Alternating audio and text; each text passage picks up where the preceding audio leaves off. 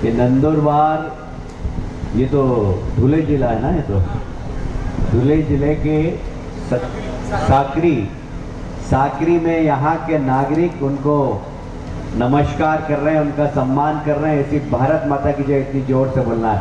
बोले भारत माता की, भारत माता की। मंच पर उपस्थित सभी हमारे नेतागण, मैं सबका नाम नहीं लेता तो समय क्योंकि कम है और हमें आगे भी जाना है। और उपस्थित आप सब शानदार नागरिक बंधुओं, आप सब के लिए मैं दोनों हाथ जोड़कर प्रणाम करता हूं और अभिनंदन करता हूं। मुझे मोदी जी ने इस बात के लिए भेजा है कि मोदी जी ने गरीब कल्याण की बहुत सारी योजनाएं लागू की है, उसका लाभ आपको मिल रहा है कि नहीं मिल रहा है। पर अभी जिस प्रकार हमारी लोकप्रिय सांसद हिना ताई ने जो बताया कि उज्ज्वला योजना हो या प्रधानमंत्री आवास योजना हो, हर क्षेत्र में इनकी लोकसभा नंबर 1 है। तो एक बार सांसद के लिए जोरदार तालियां बजाकर स्वागत कर दीजिए। मुझे बहुत प्रसन्नता है कि मोदी जी स्वयं एक गरीब घर से आए। आपको पता है ना मोदी जी क्या करते थे? क्या करते थे? चाय बेचते थे। चाय बेचने वाला व्यक्ति जब घर जाता है, उनकी माँ चूल्हे पे भोजन बनाती है। यहाँ पर कितनी माताएं बहनें हैं जिन्होंने चूल्हे पे भोजन बनाया? जरा बताएं, हाथ खड़ा करें। चूल्हे पे भोजन बनाया सबने? सारी माताओं ने चूल्हे पे भोजन बनाया। चूल्हे पे भोजन बनाते हैं तो धुआं निकलता है ना, फिर आंखों में से आंसू भी आते हैं ना। तो उस समय तो कोई पेपर नेपकिन होता नहीं था कि पेपर नेपकिन ला और आंख अपने सीधा साड़ी का पल्ला लिया और आंख साफ कर ली। उस समय जब नरेंद्र मोदी जी किशोर अवस्था में थे, उनकी मां को जब उन्होंने अपने पल्लों से आंखों साफ करते हुए देखा होगा, तो उन्होंने जब भी संकल्प लिया होगा कि मुझे कहीं ईश्वर ने ताकत दी तो सबसे पहले मेरी मां तो क्या, देश की किसी भी मां बहन के आंख में आंसू नहीं आने दूंगा। और इसलिए 2014 में जब आपने उनको आशीर्वाद दिया, वो प्रधानमंत्री बने, लाल किले की प्राचीर से उन्होंने भाषण दिया। यदि लाल किले की प्राचीर से उन्हें कुछ दिखाई दिया तो हमारी माताएं बहनें दिखाई दी जो लकड़ी के चूल्हे पे भोजन बनाती है। और वहीं से हमारे देश के प्रधानमंत्री ने घोषणा की कि एक भी ऐसी गरीब बहन नहीं होगी जिसके घर उज्ज्वला योजना के माध्यम से गैस का चूल्हा नहीं पहुंचेगा। लगभग 10 करोड़ माताओं और बहनों को निःशुल्क गैस का चूल्हा देने का काम हमारे देश के प्रधानमंत्री ने किया। किसी भी गरीब व्यक्ति के लिए रोटी, कपड़ा और मकान सबसे बड़ी बात होती है, और मकान तो बहुत ही बड़ी बात होती है। मैं तो आदिवासी क्षेत्र इंदौर से आता हूँ, झाबुआ धार जिले में सब दूर जाता था। बरसात हुई कि हमारे आदिवासी भाई परेशान हो जाते थे। उनका घर कच्चा मकान होता था, कभी मकान बह जाता, कभी मकान चूता, तो उनको स्कूल में बिठाते। आज प्रधानमंत्री आवास योजना के माध्यम से हमारे प्रधानमंत्री ने संकल्प लिया कि एक भी गरीब इस देश के अंदर ऐसा नहीं होगा जिसके सर पर पक्की छत नहीं होगी। लगभग 4 करोड़ से ज्यादा मकान बन रहे हैं। 3 करोड़ को तो पोजीशन दे दिया, 1 करोड़ को और देने वाले हैं। ये गरीबों के प्रति कल्याण की योजनाएं प्रधानमंत्री के माध्यम से चल रही थी।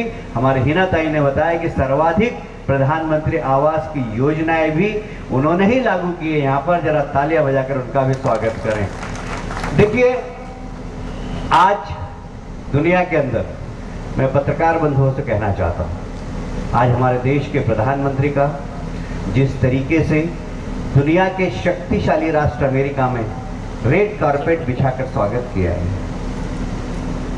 आज यूएस कांग्रेस में हमारे देश के पहले प्रधानमंत्री हैं जिन्होंने दूसरी बार संबोधित किया। वहां उन्होंने कहा दुनिया के सामने कि हम कभी 2014 में दुनिया के अंदर अर्थव्यवस्था में 10वां नंबर था, अब हम 5वीं सबसे बड़ी अर्थव्यवस्था हो गए और आने वाले समय में हम 3री सबसे बड़ी अर्थव्यवस्था होंगे। ये हमारे देश के प्रधानमंत्री ने यूएस कांग्रेस में सारे डेलीगेट्स के सामने कहा है। उनका आत्मविश्वास देखने लायक था। मैं रात में उनका भाषण सुनता रहा। उन्होंने कहा कि कोविड के अंदर, मैं पत्रकार बंधुओं को एक बात और कहना चाहता हूं, विकसित देश और विकासशील देश में भारत आता है। विकसित देशों में जनसंख्या के आधार पर जितनी कोविड के दौरान मृत्यु हुई है, उससे कम जनसंख्या के आधार पर भारत के अंदर मृत्यु हुई है, क्योंकि हमारे देश के प्रधानमंत्री ने सारे देश को एकदम नियंत्रित करते हुए घोषणा कर दी लॉकडाउन की। लॉकडाउन, अपने घर में रहो। लोगों ने अपने घर में बैठकर प्रधानमंत्री के निर्देश का पालन किया। उसके बाद उन्होंने कहा ताली बजाओ, थाली बजाओ। लोगों ने ताली बजाई, थाली बजाई, पर देश के प्रधानमंत्री गरीब थे, तो उन्हें मालूम था कि गरीब व्यक्ति अपना पेट कैसे भरेगा। उन्होंने दिल्ली से आदेश किया कि गरीब को चिंता करने की जरूरत नहीं, प्रति व्यक्ति 5 किलो अनाज मैं दिल्ली से भिजवाऊंगा। 80 करोड़ लोगों के घर में 5 किलो अनाज प्रति व्यक्ति भेजने का काम मोदी जी की सरकार कर रही है, केंद्र की सरकार कर रही है। आप लोगों को मिल रहा है कि नहीं मिल रहा है? जरा हाथ खड़ा करें। मिल रहा है कि नहीं मिल रहा है? सबको मिल रहा है ना? हमारे यहाँ पर किसान भाई कितने हैं जरा बताएं? शेतकारी है ना? शेतकारी लोग कितने हैं? देखिए, हमारे किसान भाइयों के लिए, जो छोटे किसान हैं, जो मझले किसान हैं, हमारे देश के प्रधानमंत्री ने उनकी प्रगति के लिए बहुत कुछ किया है। आज मेरी अभी ऑटोमोबाइल्स कॉन्फ्रेंस हुई थी दिल्ली के अंदर, मैं भी गया था उसमें अतिथि बनकर। उन्होंने बताया एक समय था कि सबसे ज्यादा कार और मोटरसाइकिल शहर में बिकती थी। आज सबसे ज्यादा कार और मोटरसाइकिल अगर बिकती है तो गांव में बिकती है। इसलिए बिकती है कि हमारे किसानों को देश के प्रधानमंत्री ने उन्नत करने के लिए आज किसान सम्मान निधि का जिक्र डॉक्टर विजय जी ने किया है कि 6,000 रुपये मोदी जी भेज रहे हैं, 6,000 रुपये हमारे देवेंद्र भाऊ भेज रहे हैं। पर मुझे याद आता है, कांग्रेस के एक प्रधानमंत्री थे, राहुल जी के पापा। उन्होंने इंदौर के पास झाबुआ के आदिवासी लोगों की हालत देखी और उन्होंने कहा मैं तो दिल्ली से 1 रुपया भेजता हूं, आपके पास 15 पैसे ही पहुंचते हैं। ये भारतीय जनता पार्टी की नियत और नीति है। हमने टेक्नोलॉजी का उपयोग किया, जनधन खाते खोले गरीब के और किसानों के। आज 12 करोड़ किसानों को 6,000 रुपये मोदी जी भेजते हैं, 6,000 रुपये फडणवीस जी भेजते हैं, 12,000 रुपये सीधे आपके खाते में पहुंचते हैं। बीच में कोई दलाल है क्या? मैं आपसे पूछना चाहता हूं, पहुंचते हैं कि नहीं पहुंचते हैं? एक नया पैसा भी कम हो मिलता है किसी को? ये सरकार की नीयत और नीति है। और इसलिए कांग्रेस और भारतीय जनता पार्टी में अंतर है। कांग्रेस के जमाने में इंदिरा आवास योजना चलती थी, 60 साल के अंदर 25 लाख मकान भी नहीं बने थे। आज 9 साल के अंदर 4 करोड़ मकान बन गए। और हमारे प्रधानमंत्री जी का संकल्प है कि एक भी गरीब ऐसा नहीं होगा इस देश के अंदर जिसके सर पर पक्की छत नहीं होगी। ये गरीबों के प्रति प्रधानमंत्री का सोच, एक बार तालियां बजाकर मोदी जी का अभिनंदन करें, उनको आशीर्वाद दें। मैं ये निवेदन करने आया हूं, कोविड की महामारी चल रही थी। कोविड की महामारी में हम वसुधैव कुटुंबकम की बात करते हैं। आज भी प्रधानमंत्री ने यूएस कांग्रेस के भाषण में कहा कि विश्व एक परिवार है, हम परिवार की तरह दुनिया को मानते हैं। आज कोविड की बीमारी की तरह वैक्सीन भारत ने बनाया। भारत ने सारे भारतीयों को निःशुल्क वैक्सीन लगाया। ये विरोधी लोग जो कहते थे तो बीजेपी का वैक्सीन है, नहीं लगाना चाहिए, बहुत बुराई की। अखिलेश यादव ने कहा कि ये तो बीजेपी का वैक्सीन है। अरे वैक्सीन किसी पार्टी का होता है क्या? चुपचाप फिर क्यों लगवा लिया? अखिलेश ने भी चुपचाप लगवा लिया। ये विरोधी लोग सिर्फ मोदी जी का विरोध करते हैं और कुछ भी नहीं करते हैं।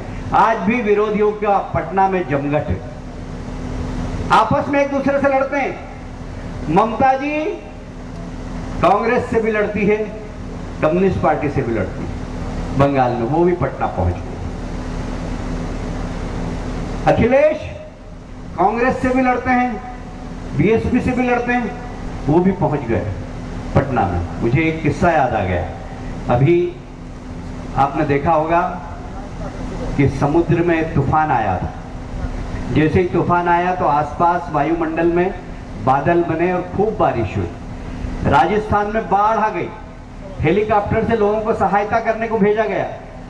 हेलीकॉप्टर के एक पायलट ने मुझे बताया कि उन्होंने एक छत पर देखा, चूहा बैठा हुआ है, बिल्ली बैठी हुई है, कुत्ता बैठा हुआ है, सांप बैठा हुआ है, नेवला बैठा हुआ है। दोनों एक दूसरे को नहीं देख रहे हैं। सांप नेवले की तरफ नहीं देखता, नेवला सांप की तरफ नहीं देखता, बिल्ली चूहे की तरफ नहीं देखती, चूहा बिल्ली की तरफ नहीं देखता, कुत्ता बिल्ली की तरफ नहीं देखता, बिल्ली कुत्ते की तरफ नहीं देखती। सब नीडर होकर वहां पर बैठे हुए अपनी जान बचाने के लिए, क्योंकि नीचे बाढ़ आ रही है। इस देश के अंदर भी मोदी जी के बाढ़ है, उनके काम की बाढ़ है, गरीब कल्याण की बाढ़ है। ये सारे विपक्ष के नेता पटना में इसी प्रकार बैठकर मोदी जी की खिलाफत करने की कोशिश कर रहे हैं। मैं आपसे पूछना चाहता हूं, मोदी इस देश की आवश्यकता है कि नहीं? जोर से बोले, मोदी इस देश की आवश्यकता है कि नहीं? मोदी जी ने देश को आगे बढ़ाया कि नहीं? मोदी जी ने गरीब कल्याण की योजनाएं लागू की कि नहीं? गरीबों को मकान मिले कि नहीं? किसानों को किसान सम्मान निधि की राशि मिली कि नहीं? ये सब काम मोदी जी ने किए हैं, अच्छे अच्छे काम, किंतु विपक्ष के लोग शायद इस बात को समझ नहीं रहे। और इसीलिए मोदी जी को समर्थन करने के लिए आपके पास मोबाइल है? कितने लोगों के साथ मोबाइल है? जरा हाथ खड़ा करें। अपना अपना मोबाइल निकालिए। मोबाइल निकालें आप सब लोग अपना अपना मोबाइल लगे। इधर भी जितने लोग खड़े हो अपना अपना मोबाइल निकालें। मैं जो नंबर बता रहा हूं वो नंबर डायल करिए। सबने निकाला मोबाइल? जरा हाथ ऊपर बताएं मुझे। हाँ, सबने निकाल लिया। इधर माताओं बहनों के पास भी मोबाइल है? हाँ हाँ, डायल करिए 90, फिर 90, फिर 90, 3 बार 90, फिर 2024। मैं फिर से बोलता हूं 90 90 90 2024। अब डायल कर दीजिए आप। इसका मतलब है कि आप मोदी जी को समर्थन करते हैं। जैसे ही आप डायल करेंगे वहां से ये मोदी जी के पास संदेश जाएगा और मोदी जी की तरफ से आपको धन्यवाद का जवाब आएगा। किया आपने? डायल कर दिया? किस किस ने डायल किया? जरा हाथ खड़ा करें तो जरा। सब लोगों ने डायल किया? याद रखिए, मोदी जी के खिलाफ सिर्फ हमारे देश की नहीं, अंतर्राष्ट्रीय ताकतें भी लगी हुई। कुछ अरबन नक्सल लगे हुए हैं, हमारे ही देश में रहते हैं, हमारे ही देश का नमक खाते हैं, पर हमारे देश के खिलाफ षड्यंत्र रचते हैं। ऐसे लोगों को भी बेनकाब करना है। मैं सिर्फ इतना ही कहना चाहता हूं, आने वाले चुनाव में चाहे लोकसभा का हो चाहे विधानसभा का हो, विधानसभा में भी आप भारतीय जनता पार्टी को वोट दीजिए, लोकसभा में भी आप मोदी जी को आशीर्वाद दीजिए। महाराष्ट्र में डबल इंजन की सरकार चलेगी तो और तेज गति से विकास होगा। इस देश से गरीबी दूर करने का संकल्प हमारे देश के प्रधानमंत्री ने लिया है। भारत को ताकतवर देश बनाने का संकल्प हमारे देश के प्रधानमंत्री ने लिया है। 2047 जब स्वतंत्रता के 100 साल पूरे हो जाएंगे तो भारत दुनिया का सबसे ताकतवर देश बने, यह संकल्प हमारा है। इसी बात का निवेदन करते हुए मैं अपनी बात समाप्त करता हूं। बोले भारत माता की, भारत माता की, भारत माता की। बोला भारतीय जनता पार्टी।